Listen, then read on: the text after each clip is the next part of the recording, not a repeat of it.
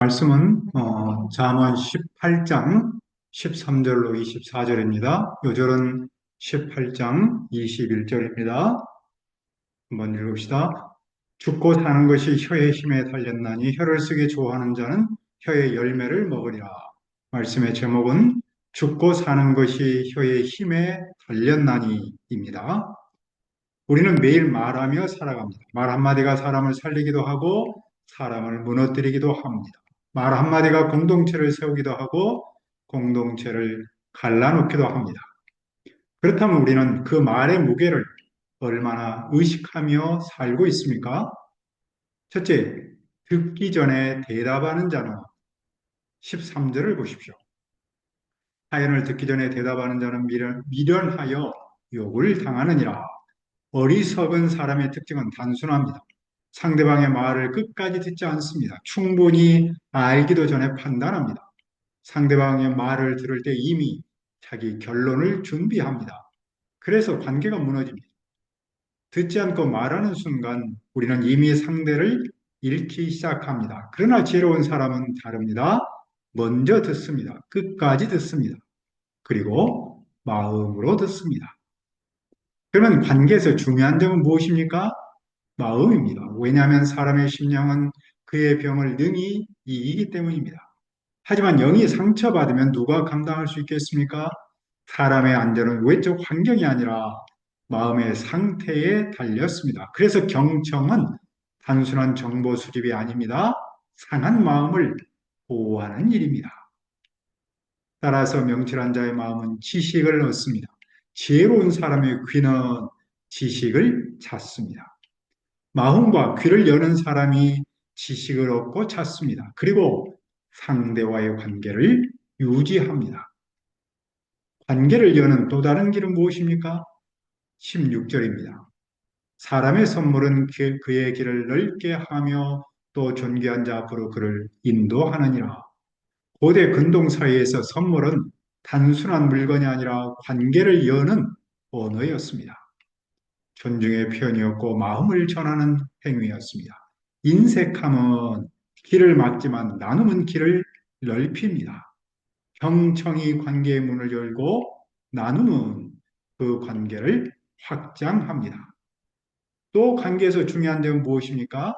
일반적으로 송사에서는 먼저 온 사람의 말이 바른 것처럼 보이죠? 하지만 상대방이 와야 그러한지 확인할 수 있습니다.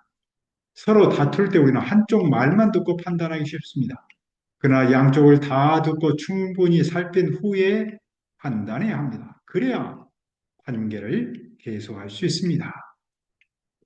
이상에서 우리는 무엇을 배웁니까? 인간관계는 물론이고 공동체에서 중요한 사람은 상대방의 말을 듣지 않고 해결책을 제시하는 사람이 아닙니다. 상대방의 말을 끝까지 들어주는 사람입니다. 먼저 듣는 사람이 있을 때 관계는 살아납니다. 마음을 살피는 사람이 있을 때 공동체는 회복합니다. 양쪽을 공정하게 듣는 사람이 있을 때 다툼은 멈춥니다. 왜 우리는 말을 잘 들어야 합니까? 둘째, 혀를 쓰기 좋아하는 자는 18절을 보십시오. 제비 뽑는 것은 다툼을 그치게 하여 강한 자 사이에 해결하게 하느니라. 고대 이스라엘에서 제비 뽑기는 우연한 놀이가 아니었습니다. 그것은 인간의 이해관계를 내려놓고 하나님의 주권에 맡기는 공정한 절차였습니다. 잠언 16장 33절은 말합니다.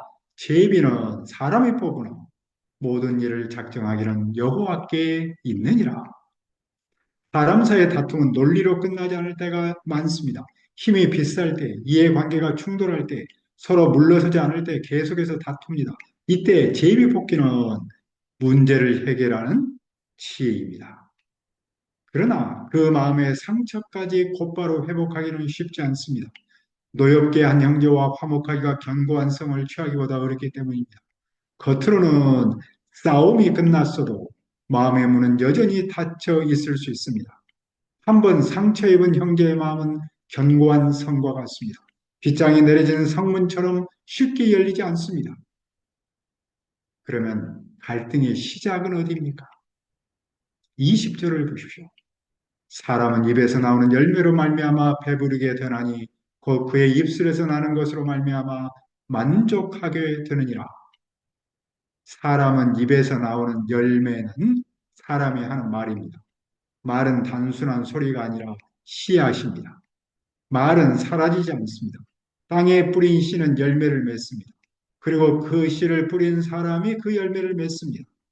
이처럼 말을 한 사람이 그 말의 결과를 받습니다. 그 결과가 어떠합니까? 21절을 다시 한번 읽읍시다. 죽고 사는 것이 혀의 힘에 달렸나니 혀를 쓰기 좋아하는 자는 혀의 열매를 먹으리라. 죽고 사는 것은 죽음과 삶을 뜻하면서 관계성 파괴와 관계성 회복을 상징합니다. 죽고 사는 것, 관계성 파괴와 관계성 회복은 혀에 달렸습니다. 혀는 사람을 살리기도 하고 무너뜨리기도 합니다. 혀는 작은 기관이지만 영향력은 치명적입니다. 혀는 사실을 왜곡하고 명예를 파괴하며 분열을 일으킬 수 있습니다. 반대로 혀는 위로하고 회복하고 화해하게 합니다. 혀는 무기이기도 하고 치료 도구이기도 합니다. 혀는 중립적이지 않습니다. 그러므로 혀를 쓰기 좋아하는 사람은 혀의 열매를 맺습니다. 여기서 혀를 쓰기 좋아하는 사람은 혀를 사랑하는 사람입니다. 그 의미는 말을 많이 하는 사람, 말하기를 좋아하는 사람, 혀를 절제하지 않은 사람을 가리킵니다. 말을 많이 하는 사람, 말하기를 좋아하는 사람은 그만큼 더 많은 열매를 먹습니다. 말을 나쁘게 하면 그 결과가 관계 파괴로 돌아옵니다. 말을 좋게 하면 그 결과가 관계의 회복으로 돌아옵니다. 말을 다스리지 못하면 인생을 다스리지 못합니다.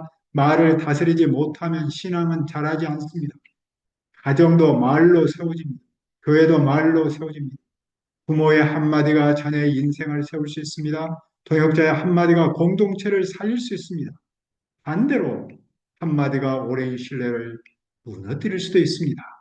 결국 우리는 우리가 뿌린 말의 열매를 먹습니다. 그러므로 성숙한 신앙의 촉도는 무엇입니까? 은혜로운 말, 격려의 말, 살리는 말입니다. 내가 무심코 던진 한마디가 누군가의 마음을 살릴 수도 있고 누군가의 마음을 닫아버릴 수도 있습니다.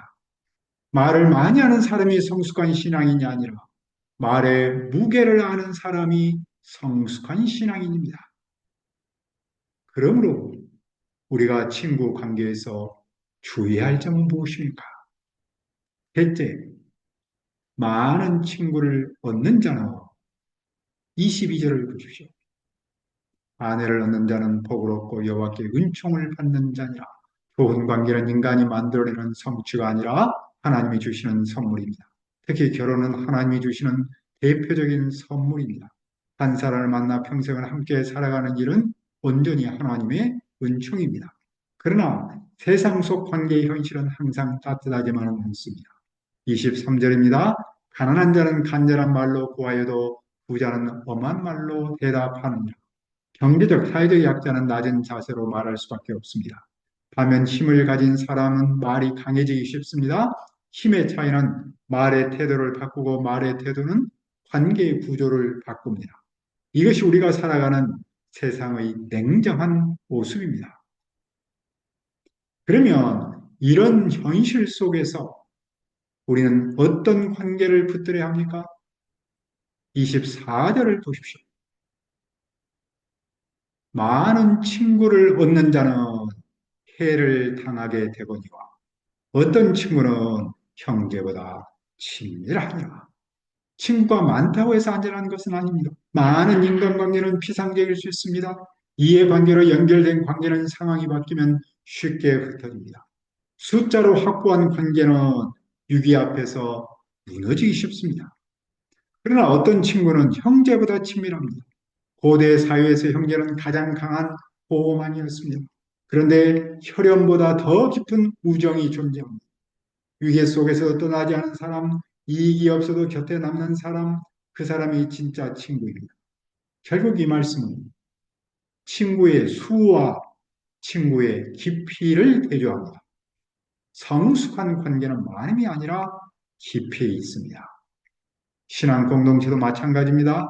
겉으로 연결된 사람이 많은 공동체가 아니라 서로 신실하게 붙들어주는 공동체가 건강한 공동체입니다.